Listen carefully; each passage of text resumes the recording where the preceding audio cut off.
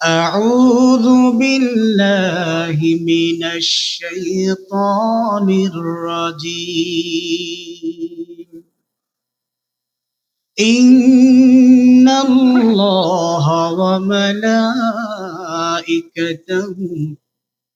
يصلون على النبي يا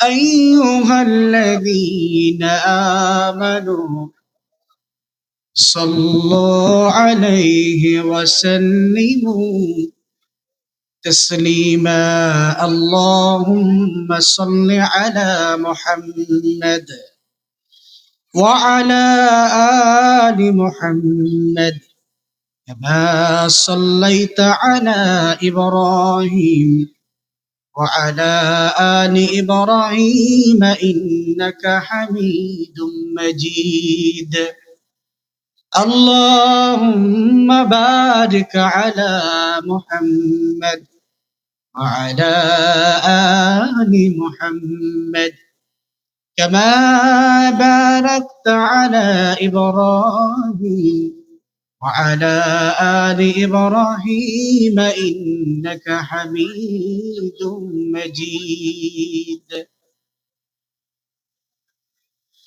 একদিন মাটির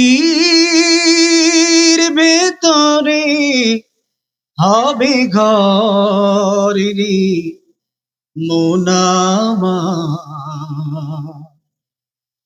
কেন বন্ধ দালান ঘর একদিন মাটির ভেতরে হবে ঘর রে মোনামা কেন বন্ধ দালান ঘর প্রাণ পাখি উড়ে যাবে পিঞ্জর ছেড়ে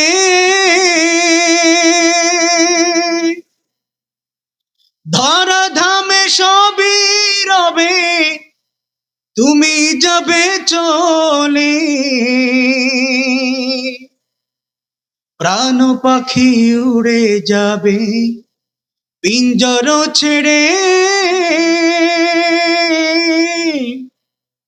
ধরা দামে সবই রবে তুমি যাবে চলে বন্ধু বান্ধব যত মাতা পিতা তারা সুত বন্ধু বান্ধব যত মাতা পিতা তারা সুত সকলে হবে তোমার পরে মোনামা কেন বন্ধ দালান ঘর একদিন মাটির ভিতরে হবে ঘর রে মোনামা কেন বন্ধ দালান ঘর আমি এখানে বসবো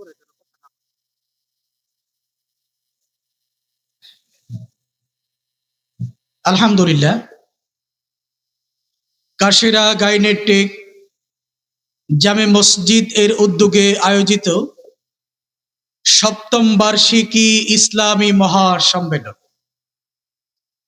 আজকের এই মহতী সম্মেলনের সম্মানিত সভাপতি জনাব মোহাম্মদ সিরাজুল ইসলাম উনি শারীরিকভাবে অসুস্থ রয়েছেন আমরা ওনার জন্য দোয়া করছি আল্লাহ যেন ওনাকে পূর্ণ সুস্থতা দান করেন সহসভাপতি হিসেবে দায়িত্ব পালন করছেন এই মুহূর্তে সম্মানিত ওস্তাদ জনাব মোহাম্মদ আব্দুল বাতেন মাস্টার ওস্তাদের দীর্ঘ হায়াত ও সুস্থতা আল্লাহ রাব্বুল আলামিনের কাছে কামনা করছি আজকের এই মহতী জলসার প্রধান আলোচক ভারত বাংলাদেশের সমানভাবে সমধিক পরিচিত জনাব ডক্টর আব্দুল্লাহ আল নোমান। আলোচনা পেশ করবেন মুফতি কামাল উদ্দিন রায়পুরী ও তাফাজ্জুল বিন আফসার। যে সমস্ত উস্তাদগণ, যে সমস্ত ওয়ায়েজগণ আলোচনা পেশ করবেন, ওনাদের আলোচনা থেকে আলোচনা শ্রবণ করে ওখান থেকে শিক্ষা নিয়ে আমাদের জীবনে তার বাস্তবায়ন করতে পারি, সেই তৌফিক আল্লাহ রব্বুল আলামিনের কাছে কামনা করছি। সম্মানিত হাজিরিন, আসুন আলোচনার শুরুতে মন প্রাণ উজাড় করে শুকরিয়া জ্ঞাপন করি সেই মহান রবের, যিনি আমাদেরকে কনকনে ঠান্ডার পরিবেশকে মোটামুটি স্বাভাবিক তাপমাত্রায় আনয়ন করে এই চমৎকার মাহফিলে আসার তৌফিক এনায়েত করেছেন। এই জন্য শুকরিয়া জ্ঞাপন করছি, পড়ছি আলহামদুলিল্লাহ। সালাতুস সালাম পেশ করি মানবতার মুক্তির দিশারি মুহাম্মাদুর রাসূলুল্লাহ সাল্লাল্লাহু আলাইহি ওয়াসাল্লামের প্রতি। মুহতারাম হাজিরিন, আমি আপনাদের সম্মুখে একটি গুরুত্বপূর্ণ বিষয় নিয়ে আলোচনা পেশ করব। এজন্য অনুরোধ করব, মাহফিলের আশেপাশে যে সমস্ত ভাইয়েরা দাঁড়িয়ে রয়েছেন তারা একটু মাহফিলের সৌন্দর্য রক্ষার্থে আল্লাহ এবং তার রাসূলের সন্তুষ্টির জন্য মাহফিলের ভেতরে প্রবেশ করে যান, যেন আপনাদেরকে নিয়ে অল্প সময় কিছু কথা বলতে পারি।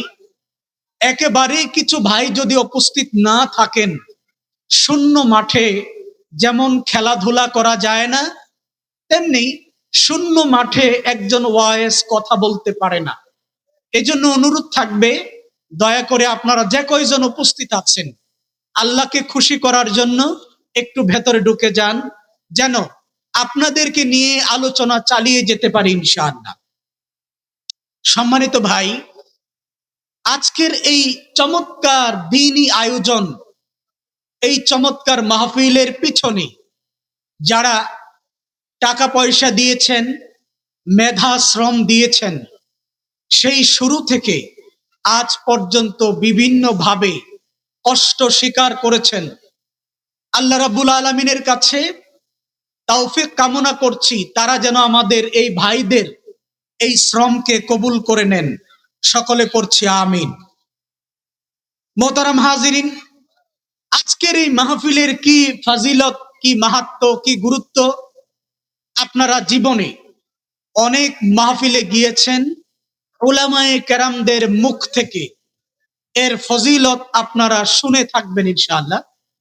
তারপরেও আজকের এই মাহফিলের কি ফজিলত আমরা একটু শুধুমাত্র ধারণা দেওয়ার চেষ্টা করব ইনশাআল্লাহ।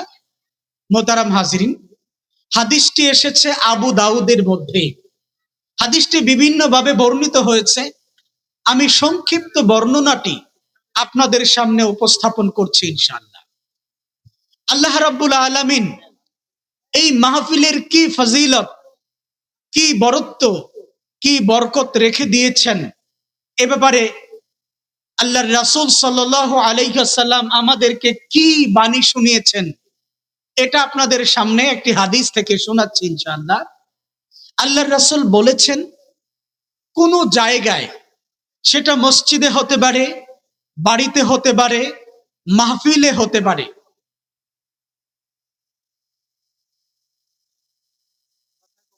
আপনারা যদি এত কথা বলেন আমি তো কথা বলতে পারবো না ভাই। পুরো একটা রণক্ষেত্র হয়ে গেছে, ভিতরে নেই কোনো শান্তি শৃঙ্খল পরিবেশ। ভাই এখন এগুলি লাগবে না, এগুলি করেন না, আপাতত রেখে দেন তো। যে কয়জন আছেন আল্লাহর রাস্তায় একটু বৈশা পড়ে, আর কিচ্ছু করতে হবে না।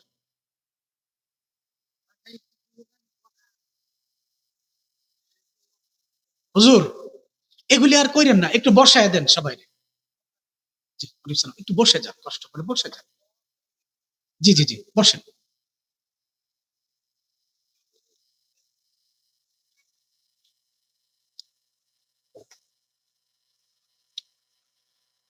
আল্লাহর রাসূল সাল্লাল্লাহু আলাইহি ওয়াসাল্লাম বলেছেন, পৃথিবীর কোন জায়গায় মানুষগুলো একত্রিত হয়ে যখন কুরআনুল কারীম থেকে আলোচনা শুনে এবং আল্লাহ রাব্বুল আলামিন এর বরত্ব মহত্ব নিয়ে আলোচনা করা হয় যেই মাহফিলগুলোতে, এইখানে চারটি ঘটনা ঘটে।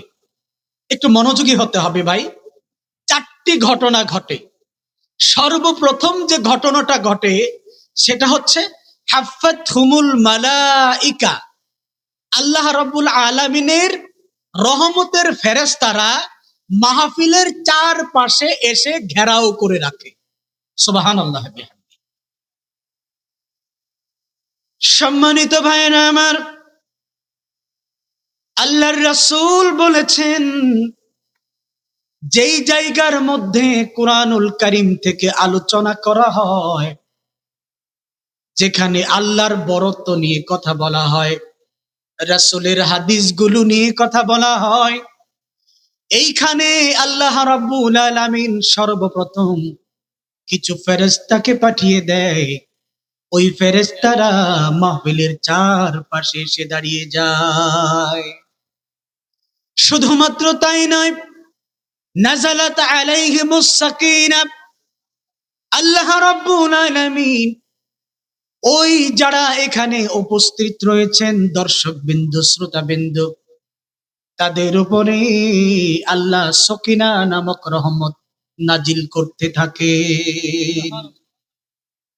শুধুমাত্র তাই নয়, প্রথম নাম্বার হলো ফেরেশতারা নাজিল হয়, দুই নাম্বার হলো তাদের উপরে সাকিনা নামক রহমত নাজিল হয়, তিন নাম্বার হলো এইখানে যারা উপস্থিত রয়েছে তাদেরকে আল্লাহ রাব্বুল আলামিন গুনাহ খাতাগুলো ক্ষমা করে দেন। কিছু ফেরেশতারা আল্লাহকে বলেন, রব্বুল আলামিন, এই মাহফিলের মধ্যে এমন কিছু মানুষ রয়েছে যারা মাহফিলে আসার জন্য নিয়ত করে নাই, বরং রাস্তা দিয়ে যাচ্ছিল, হঠাৎ করে মাহফিল থেকে দাঁড়িয়ে গিয়েছে, ওদেরকে আপনি কি করবেন? আল্লাহ রাব্বুল আলামিন বলেন, যারা মাহফিলের উদ্দেশ্যে সেখানে যায় নাই, বরং রাস্তা দিয়ে হাঁটাহাঁটি করতেছিল, মাহফিল দেখে কৌতূহলী হয়ে সেখানে বসে গিয়েছে, আমি আল্লাহ তাদেরকেও ক্ষমা করে দিলাম। চতুর্থ নাম্বার যেই ঘটনাটি ঘটে, আল্লাহ রাব্বুল আলামিন আরশে আজিমের মধ্যে সমাসীন রয়েছেন, বসে রয়েছেন, তার পাশে স্পেশাল কিছু ফেরেশতারা চারদিক থেকে ঘেরাও করে আছে। আপনি আমি, আমাদের এলাকায় আমাদেরকে কতজন মানুষ চিনে? হয়তো অল্প কিছু মানুষ চিনে। ডুমদিয়া থেকে কাশেরা যাবেন, কাশেরা থেকে পাচুয়া যাবেন, এখানেই আপনাকে চেনে। সুহাইব ভাই এই এলাকার একজন মানুষ, তাকে এই এলাকায় চিনে। কিছু কিছু মানুষ তার দর্জি কাজের জন্য তার ক্লায়েন্টরাও তাকে চেনে, কিন্তু আমার এলাকায় কিন্তু সুহাইব ভাইকে চেনে না, নূরে আলম সিদ্দিকী ভাইকে চেনে না, আমাদের ইমাম সাহেবকে চিনে না। কিন্তু এইখানে উপস্থিত হওয়ার কারণে আল্লাহ রাব্বুল আলামিন ফেরেশতাদের সামনে আমাদেরকে নিয়ে গর্ব করতে থাকেন। সুবহানাল্লাহ বলবেন না? এই হাদিসটা যখন আগে শুনতাম, আমার কাছে মনে হতো এটা কিভাবে সম্ভব, কিন্তু আমি যখন পড়াশোনা করলাম তখন দেখলাম এই হাদিসটা সহিহ। এর কারণ হলো আল্লাহ রাব্বুল আলামিনের বরত্ব, আল্লাহর মর্যাদা যেখানে আলোচনা করা হয়, পৃথিবীর জমিনের মধ্যে আল্লাহর কাছে ওই মুহূর্তে এই জায়গাটা সবচেয়ে দামি হয়ে যায়। সুতরাং আল্লাহর কাছে যেই জায়গাটা দামি, এখানে যারা আসবে, যদিও সাধারণ মানুষ, খেটে খাওয়া মানুষ, সমাজে তাদের কোনো মূল্য নাই, গুরুত্ব নাই, তারা এই মাহফিলে, এই দামি মাহফিলে আসার কারণে আল্লাহ রাব্বুল আলামিনের মেহমান তারা হয়ে গিয়েছে, এবং তাদের মর্যাদা আল্লাহর কাছে এত বেশি যে আল্লাহ ফেরেশতাদের সামনে তাদেরকে নিয়ে গর্ব অহংকার করতে থাকে। সুতরাং প্রিয় ভাইরা আমার, আমরা অল্প সংখ্যক যারা এখানে আসছি, তারা হয়তো মনে মনে কষ্ট পেতে পারি, আহারে যদি আজকে একটা গানের আয়োজন করা হতো তাহলে হয়তো এতক্ষণে হাজার খানেক মানুষ হয়ে যেত, কিন্তু মাহফিল হওয়ার কারণে মানুষ আমরা কম। এটা নিয়ে আপনাদের কষ্ট থাকতে পারে, কিন্তু আল্লাহর রাসূল সাল্লাল্লাহু আলাইহি ওয়াসাল্লাম চমৎকার একটা হাদিস বলেছেন আমাদের জন্য। কাদের জন্য? হাদিসটা হচ্ছে আল্লাহর রাসূল বলেন, কিয়ামতের ময়দানে আল্লাহ রাব্বুল আলামিন আমার উম্মতের মধ্য থেকে প্রতি 1000-এর মধ্যে একজনকে জান্নাতে দেবেন, আর বাকি 999 জনকে জাহান্নামে দেবেন। নাউজুবিল্লাহ পড়ি। এখন বলেন তো, একজন বেশি নাকি 999 জন বেশি? তাহলে জান্নাতের সংখ্যা বেশি নাকি জাহান্নামের সংখ্যা বেশি?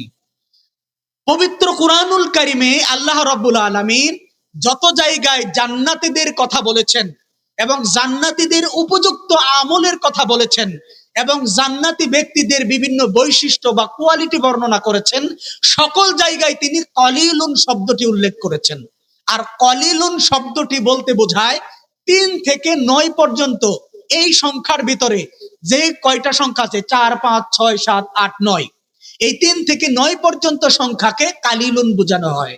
কথা কি বুঝতে পারছেন? আর খারাপ মানুষ, অসৎ চরিত্রের মানুষ, জাহান্নামী মানুষ, এইরকম মানুষ বুঝাতে গিয়ে আল্লাহ রাব্বুল আলামিন পবিত্র কুরআনুল কারীমে কাসিরুন শব্দ ব্যবহার করেছেন। কি ব্যবহার করেছেন? কাসিরুন। কাসিরুন কাকে বলে? 4 জন মানুষের মধ্যে 3 জনকে বলা হয় কাসিরুন, আর একজনকে বলা হয় কালিলুন। আপনারা কি বুঝতে পারতেছেন? তার মানে 4 ভাগের 3 ভাগকে বলা হয় কাসির। তাহলে আমাকে বলেন তো, জাহান্নামী বেশি নাকি জান্নাতি বেশি? বুঝেন না আমার কথা? জাহান্নামী বেশি আর জান্নাতি কম। সুতরাং আমরা যে কম সংখ্যক মানুষ এখানে উপস্থিত হয়েছি, এই জন্য কি আমরা মনে মনে কষ্ট পাবো? কথা বলতে হবে, কষ্ট পাবো? বরং জান্নাতি বেশি মানুষ, ভালো মানুষের কোয়ালিটি যাদের ভেতরে আছে তারা কম, আর জাহান্নামী হলো বেশি। সুতরাং আমরা কম কোয়ালিটির মানুষ হয় ইনশাআল্লাহ, হতে পারে এই উসিলায় আল্লাহ আমাদেরকে জান্নাতের জন্য কবুল করে নিতে পারে। এই জন্য কি আমরা একবার আলহামদুলিল্লাহ বলতে পারি না? আসুন একটু জিকির করি। লা ইলাহা, হচ্ছে না? আরো জোরে, লা ইলাহা।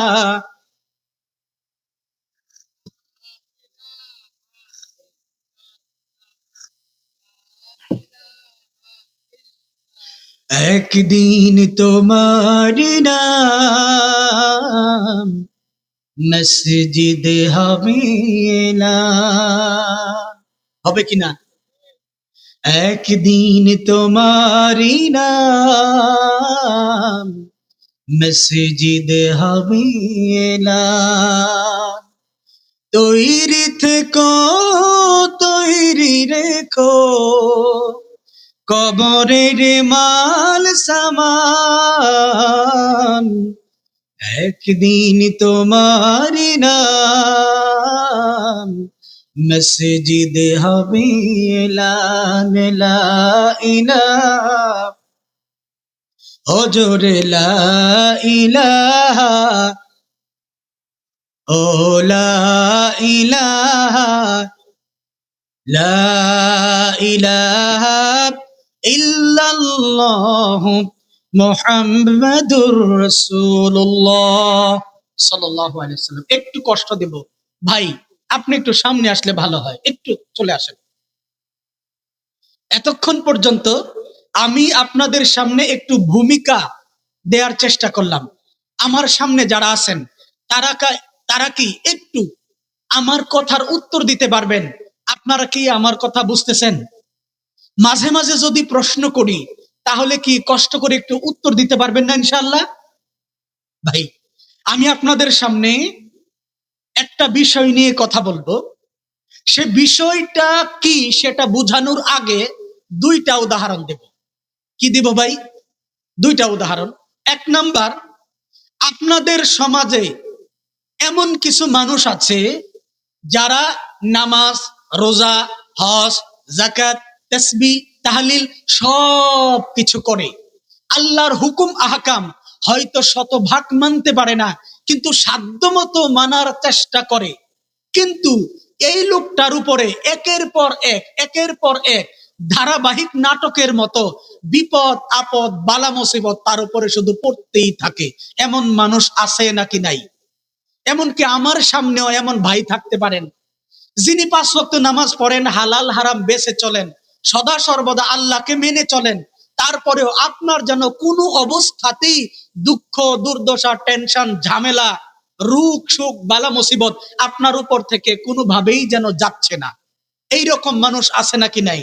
মাঝে মাঝে কষ্টের কারণে আপনি বলেন, আল্লাহ তুমি শুধু আমারই দেখো, এরকম বলেন কিনা? আবার পাশাপাশি এমন মানুষ, পাশের বাড়ির একজন, এই সমাজের মধ্যে সবচেয়ে নিকৃষ্ট মানুষ, যাকে দেখলে মানুষ কখন তার সামনে থেকে চলে যাবে এই চিন্তাই থাকে। এমন কোনো খারাপ কাজ নাই যেই খারাপ কাজটা এই লোকটা করে না।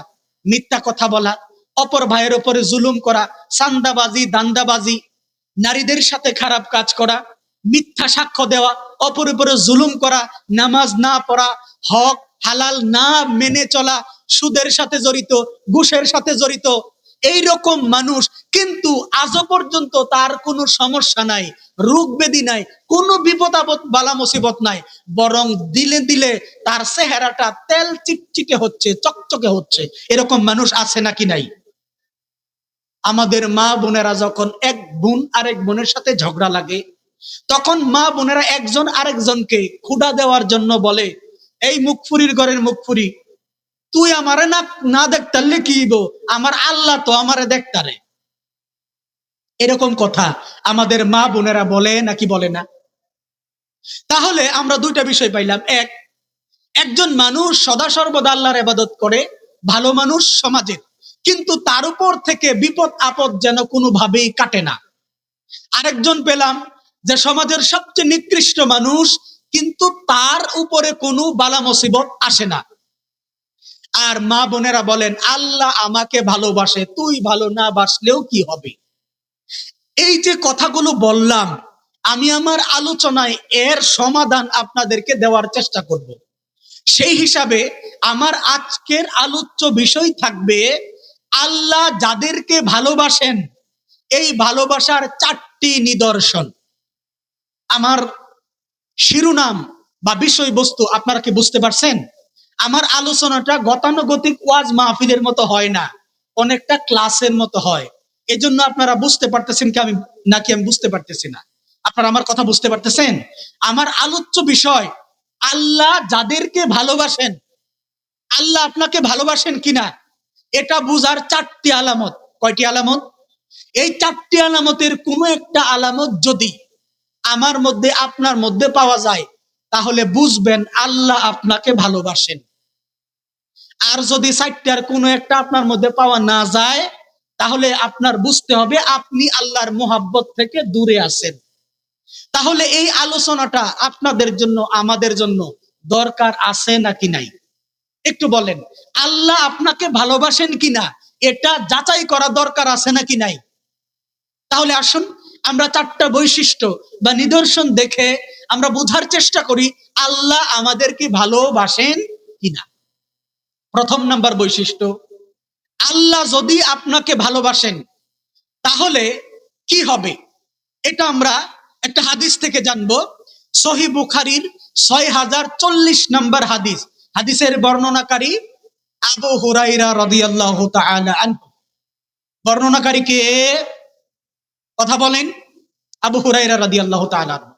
তিনি বলেন, আল্লাহর রাসূল সাল্লাল্লাহু আলাইহি ওয়াসাল্লাম বলেন, কি বলেন? ইযা আহাব্বাল্লাহু আবদান নাদা জিবরিল ইন্নাল্লাহা ইউহিব্বু ফুলানা। আল্লাহর রাসূল সাল্লাল্লাহু আলাইহি ওয়াসাল্লাম বলেন, যখন আল্লাহ রাব্বুল আলামিন কোন একজন বান্দাকে ভালোবাসেন, কাশেরা গাইনেটেক মসজিদের ইমাম সাহেবকে ভালোবাসেন, নূরে আলম সিদ্দিকী ভাইকে ভালোবাসেন, এরপরে সুহাইব ভাইকে ভালোবাসেন, উদাহরণের জন্য বলছি, বান্দাকে আল্লাহ যখন ভালোবাসেন সাথে সাথে তিনি জিব্রাইল আলাইহিস সালামকে ডাক দিয়া বলেন, ও জিব্রাইল, আমি কাশেরা গ্রামের গাইনেটেকের অমুক বান্দাকে ভালোবাসি। সুবহানাল্লাহ বলেন। ও জিব্রাইল, আমি শুয়াইবকে ভালোবাসি, নূরে আলম সিদ্দিকীকে ভালোবাসি, আমাদের স্যার আব্দুল বাতেন মাস্টারকে ভালোবাসেন। জিব্রাইলকে ডাক দিয়া বলেন, ও জিব্রাইল, আমি যেহেতু আমার এই বান্দার কোনো কর্মের কারণে, ইবাদতের কারণে ভালোবাসি, তুমিও এই বান্দাটাকে ভালোবাসা শুরু করে দাও। আমার কথা বুঝতেছেন না?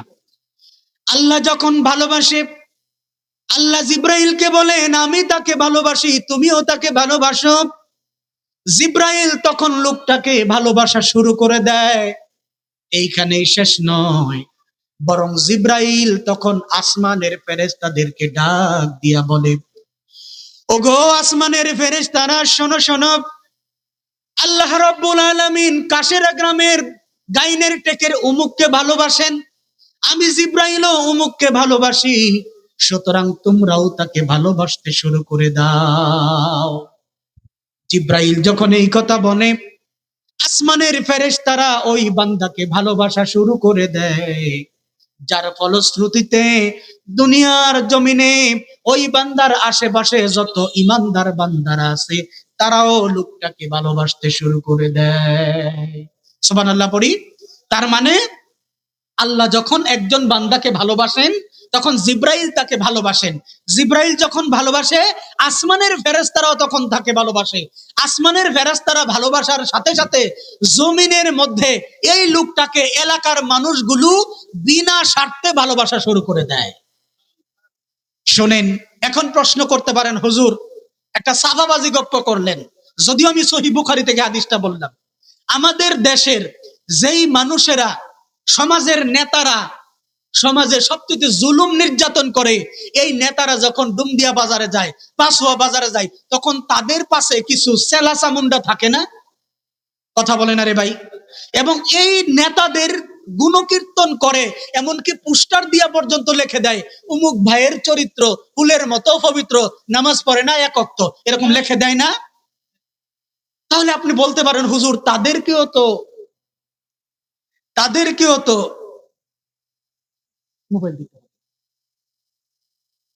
জি, ধন্যবাদ। আল্লাহ, আচ্ছা ঠিক আছে ইনশাআল্লাহ। তাদেরকেও তো আল্লাহ কি করেন না, তাদেরকেও তো মানুষ ভালোবাসে। এখন প্রশ্ন হলো, এই হাদিসের ব্যাখ্যায় উলামায়ে কেরামগণ বলেছেন, এটা যেন তেন মানুষের ভালোবাসা নয়, বরং ইমানদার পরহেজগার ব্যক্তিরা যাকে ভালোবাসবে আল্লাহ তাকে ভালোবাসেন। সুবহানাল্লাহ। এবার চলেন আমরা দ্বিতীয় নম্বর হাদিসে চলে যাই। আর 3 মিনিট সময় কি আমাকে দেয়া যাবে ইনশাআল্লাহ? মোহতারাম হাজিরিন, বলছিলাম এই যে আপনাদের মনের মধ্যে কষ্ট বা দুঃখ, আল্লাহ তুমি শুধু আমারই দেখো, আমি তো নামাজ কালাম পড়ি, অথচ একের পর এক ঝামেলা শুধু তুমি আমাকে দিয়ে দিয়ে দাও। এই ব্যাপারে একটা হাদিসে এসেছে, আল্লাহর রাসূল সাল্লাল্লাহু আলাইহি ওয়াসাল্লাম বলেন, ইন্নাল্লাহা ইযা আহাব্বা কওমান ইবতালাহুম ফামান রাদিয়া লাহু রিদা ওয়া মান সাকিতা ফালাহু সুখত। আল্লাহ রাসূল বলেন, শুনেন, যাকে আল্লাহ ভালোবাসেন তার 2 নম্বর নিদর্শন, তার উপরে আল্লাহ একের পর এক বিপদ আপদ বালা মুসিবত দিতেই থাকেন। বুঝেন নাই মনে হয়? আল্লাহ যাকে ভালোবাসেন তার উপরে কি করেন? একের পর এক বিপদ আপদ দিতেই থাকেন। এই ব্যাপারে হাদিসের বক্তব্য হচ্ছে, ইন্নাল্লাহা ইযা আহাব্বা কওমান, যখন আল্লাহ কোনো মানুষকে, কোনো দলকে, কোনো এলাকাবাসীকে ভালোবাসেন তখন কি করেন? ইবতালাহুম, তাদেরকে তিনি পরীক্ষা করেন। ফামান রাদিয়া লাহুর রিদা, যদি তারা আল্লাহর পরীক্ষাটাকে পছন্দ করে তাহলে আল্লাহ তাদের জন্য সন্তুষ্টি দান করেন। সুবহানাল্লাহ। আর যদি তারা এই পরীক্ষা দেখে পিছপা হয়ে যায়, বেকারার হয়ে যায়, ধৈর্য ধারণ করতে না পারে, তাহলে আল্লাহ তাদের উপরে অসন্তুষ্ট হয়ে যায়। সুতরাং আপনি ইমানদার হওয়াতে আল্লাহ যদি আপনাকে ভালোবাসে, একের পর এক বিপদ আপদ আপনার উপরে আসবেই, এটাই স্বাভাবিক ব্যাপার। আপনি যদি ইমানদার হন তাহলে বিপদ আপদের উপরে ইস্তেকামত থাকতে হবে, ধৈর্য ধারণ করতে হবে, তাহলে আল্লাহ আপনাকে ভালোবাসতে থাকবেন। সুবহানাল্লাহি বিহামদি। আর বিপদ আপদ দেখে যদি আপনি কষ্ট পান, অধৈর্য হন, আর বলেন আল্লাহ খালি আমারই দেহে, উমুকরে দেহে না, এইরকম যদি হয়ে যান তাহলে আল্লাহ আপনার উপরে অসন্তুষ্ট হয়ে যাবে। তাহলে আপনারা কি আল্লাহর সন্তুষ্টি চান না অসন্তুষ্টি চান? তাহলে বিপদ আপদের মধ্যে ধৈর্য ধরবেন নাকি বেকারার হয়ে যাবেন? তিন নাম্বার, আল্লাহ রাব্বুল আলামিন যাকে ভালোবাসেন তাকে পাপ করা থেকে বাঁচিয়ে রাখেন। কি করা থেকে বাঁচিয়ে রাখেন?